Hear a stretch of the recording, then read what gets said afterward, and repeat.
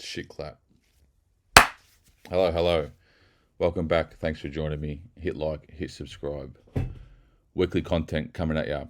Now, Ableton, beat repeat. Stock effect. I'm sure you're all familiar with it. I've used it a lot over the years, but I've been reusing it in a different setting, in a different context. So how I used to use it was, I'd put it on little, synth lines and stuff like that to sort of just get like a weirder echo effect to make something sound a bit more original and unique. And then I'd take that processor and use it in a track.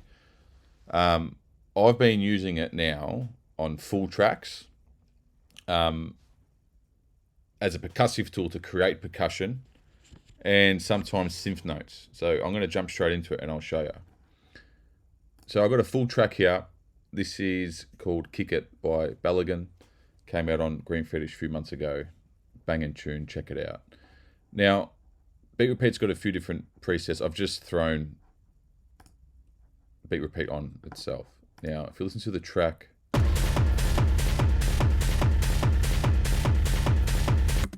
just looped a particular section. I'm not going to go into how it all exactly works. I'm sure most of you will be familiar with Beat Repeat, but I'm going to turn it on. This is the stock setting.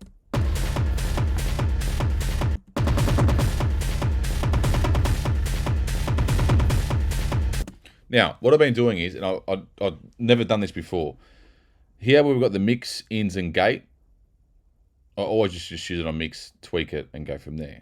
I've been using the ins and the gates. And what I'll do is once I've tweaked where I like, what it's doing is it's sort of, even if we turn the filter on. So let's get some random stuff going here. It's making it a lot more subtle, right? Which is what we want. And it'll start to come from the original, it'll start to go away from the original sound source.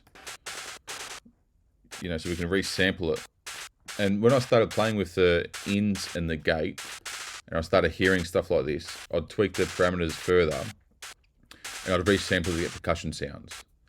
And we're going to do that in a second. So playing with all these parameters, and if you're not that familiar with it, over on the left, throw the info view on and go over and explain, but it's pretty straightforward.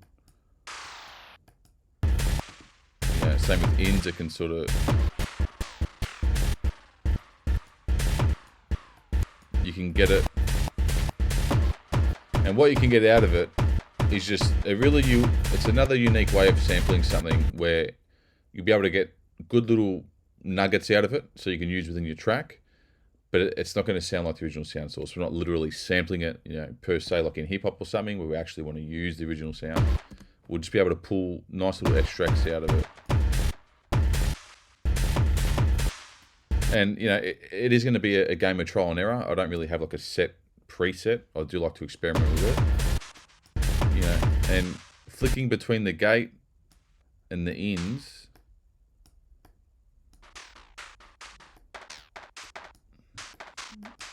and we're going to do a bit of tweaking.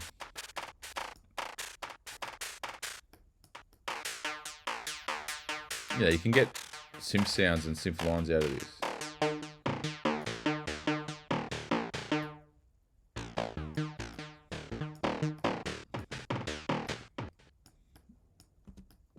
Now, I'm going to turn that one off. This one I set up earlier. These parameters sort of got it into like a real glitchy synth sound.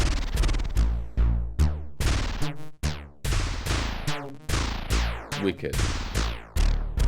In setting, what I'm going to do, unduplicate that so we've got it again. We'll keep that. So I want to take it further from here, just so you can hear what you get out of it.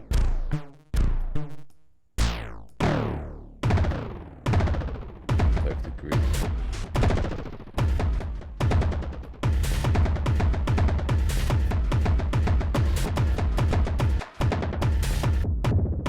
Turn the filter on.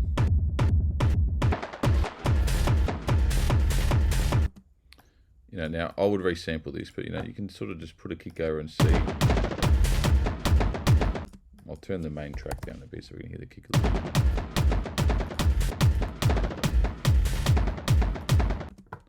If you want to, you can maybe just take the low end out of the full mix, just to hear it a bit better over the kick.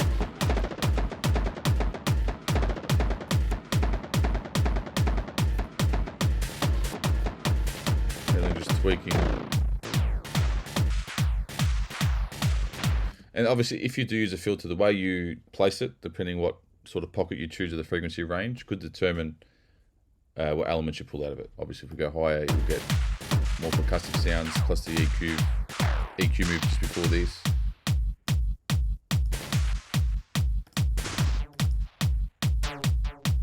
Yeah, now I've got both going.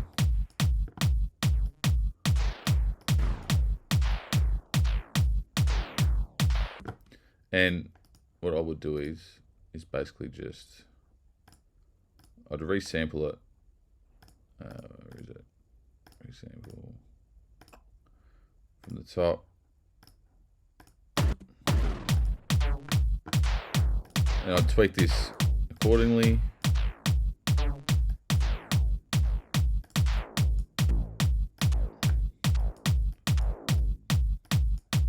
gonna put one.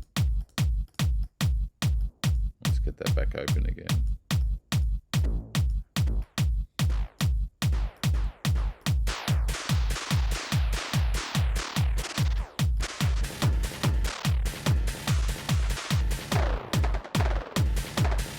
Really random sounds.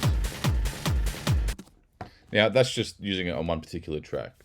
I'd advise to use that on a whole different range of mixes or masters, and even just longer loops you might like of another genre or something like that. Because when I did it earlier, before I was sort of setting up this chain, I was getting heaps of like hi-hat percussive sounds. But the way the beat repeat would work, it'd really tweak it and give me some really random patterns. But then I could, because I had it in audio resampled, I could just take it, maybe chop it up a little bit, get it synced in time, and I could, you know, go straight over the top. But now that we've got this full recording,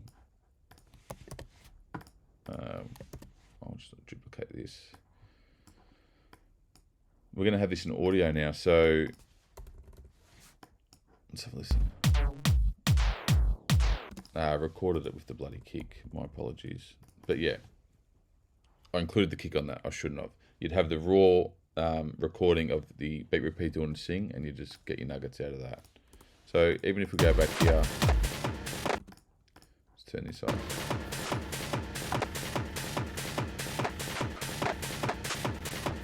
And I'm going to do it again because I am going to show you the percussive stuff I got out of it. Also, there's a whole bunch of presets here. This robo voice, really good.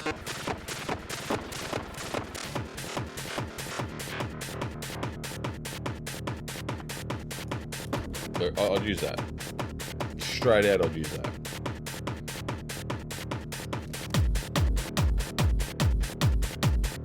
Now, I'd probably resample it to get the waveform to sync it up a little bit, but, you know, I've pressed one button.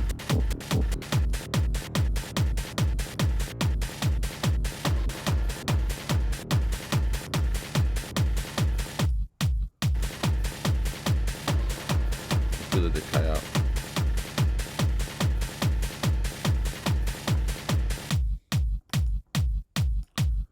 I want to put both on there and see what happens. Let's turn it off, hang on. Another one was, and we'll turn them both on.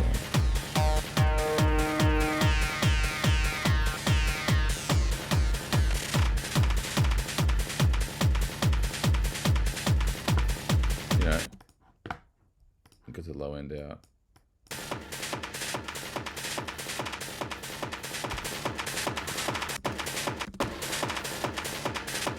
I'd record that, get the waveform, sidechain it, and have more of a percussive sound.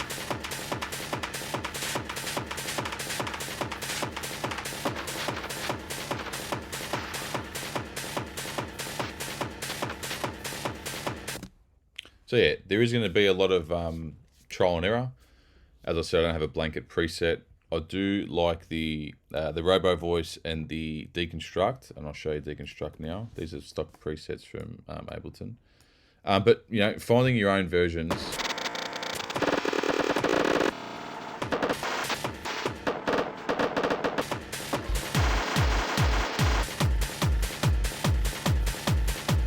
just good.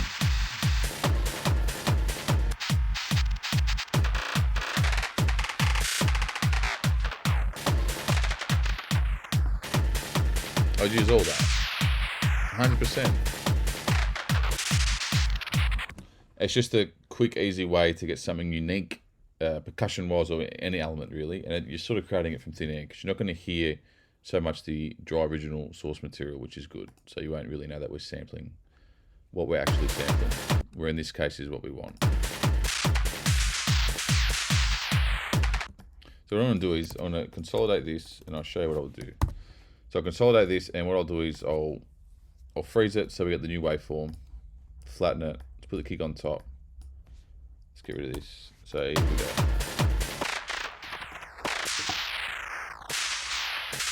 You know, so now I would, this is free as well, I'm going to do a video on this.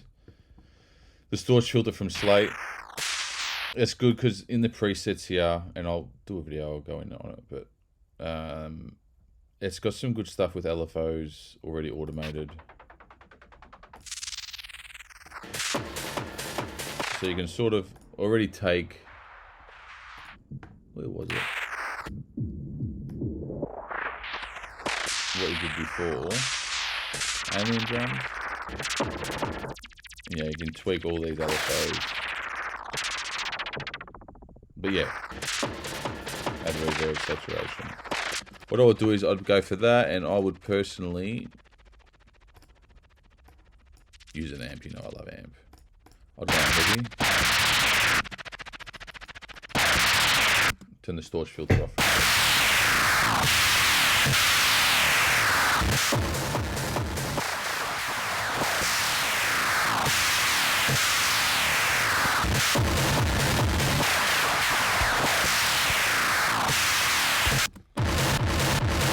So what I fucking love Ableton. I've looped the kick, shaved off with the audio fades, consolidated it. So I've just got the amp on there. And, you know,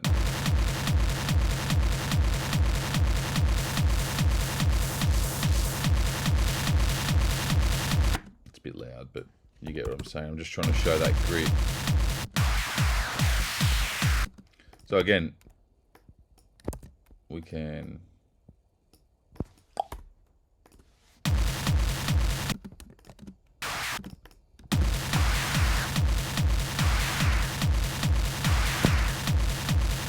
there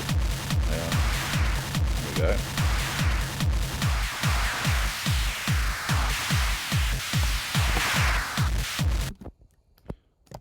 I didn't plan on doing this, but I'm getting excited, so bad luck.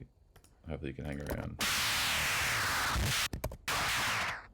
Yeah, just audio fades, bit of distortion.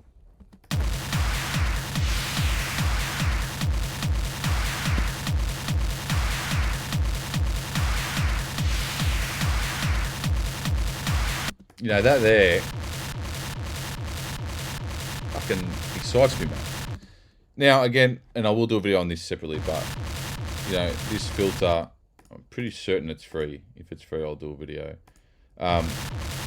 It's got heaps of pretty decent presets. Where was the one I was using before?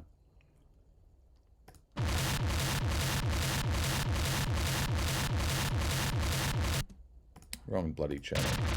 There we go. Sorry, guys. And they can really get some more grit at it.